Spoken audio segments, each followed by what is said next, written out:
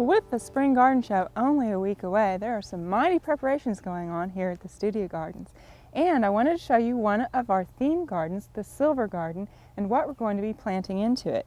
Now here you can see one of our plant selections at the Silver Garden that we actually just directly sowed into the ground, and they're coming up very nicely, the California poppies. Now California poppies are a great selection for a silver garden because they have this silvery foliage. And we've got a nice stand here. In fact, we're going to have to thin some of these out. Now, as you put plants together for a silver garden, what you might notice is that a silver plant collection usually tends to be made up of plants that actually grow in an arid or desert type environment. And that's not by mistake. And here I want to show you what I'm talking about. A lamb's ear leaf, which is a classic silvery plant. You notice that we have thousands of tiny hairs on the surface of the leaf. Now this is actually a coping mechanism that plants from arid environments have. These tiny hairs actually help reduce the transpiration from the leaf, and also that silvery sheen can reflect the intense sunlight, and that reduces the temperature on the surface of the leaf. So a lot of these plants have tiny hairs all over them. As you look here, they may not be quite as obvious as they are on the lamb's ear, but all of the silver sheen that you see is because these leaves are covered with tiny hairs.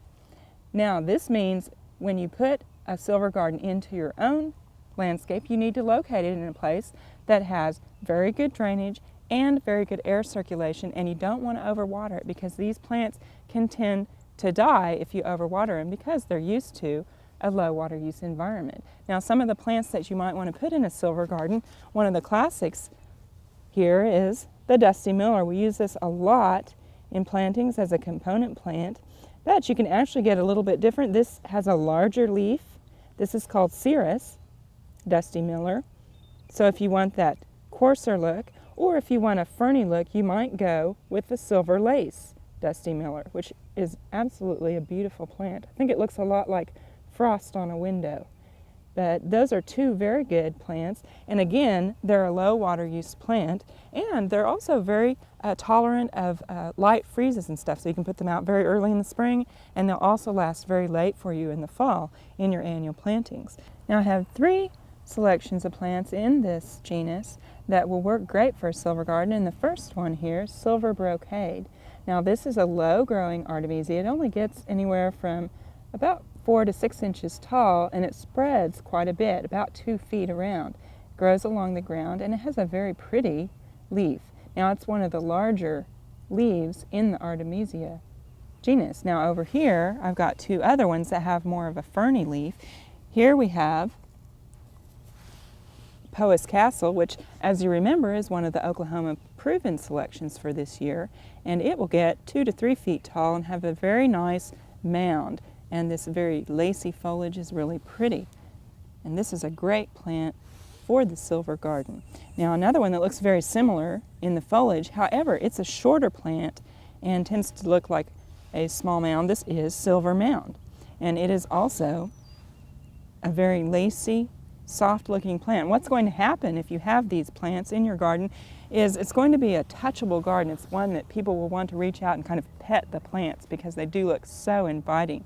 Now there's another group of plants that don't have the tiny hairs on them, however they still do have the silvery or kind of bluish sheen to them, and I've got two examples right here of those. I have two beautiful trees here. I have a blue Atlas cedar and also a blue pyramid cypress, and these plants are excellent selections for a silver garden. But instead of having the hairy leaves, what they have on them is actually kind of a waxy surface, and you can see right here the wax actually rubs off.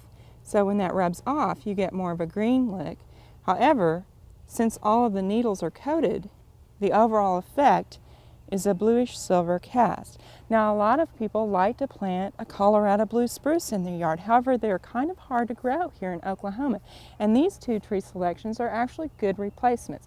You don't get that Christmas tree shape, but you do get a nice blue silver tree that you can put in. Now the blue Atlas cedar is actually a very large tree. It can get to be about 40 feet tall and 30 feet wide. And we're planting it here in our silver garden this year as an example. However, this wouldn't be a location that would actually be large enough. It's a specimen tree. You'd want to locate it out where it had a lot of room to grow. Now, the blue pyramid cypress here, I think this is just a gorgeous tree.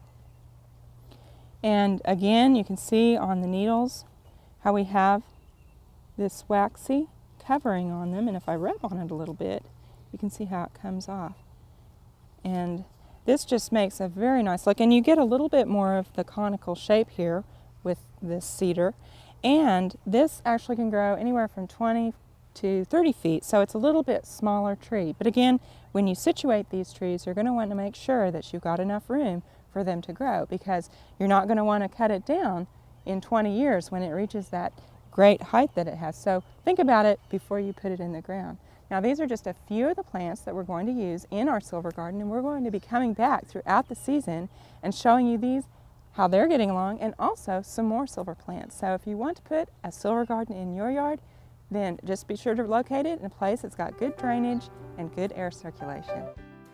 We hope you've enjoyed this classic from the Oklahoma Gardening Vault.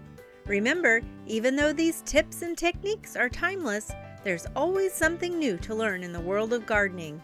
By subscribing to both Oklahoma Gardening and OK Gardening Classics, you'll have access to a wealth of gardening knowledge, both classic and contemporary.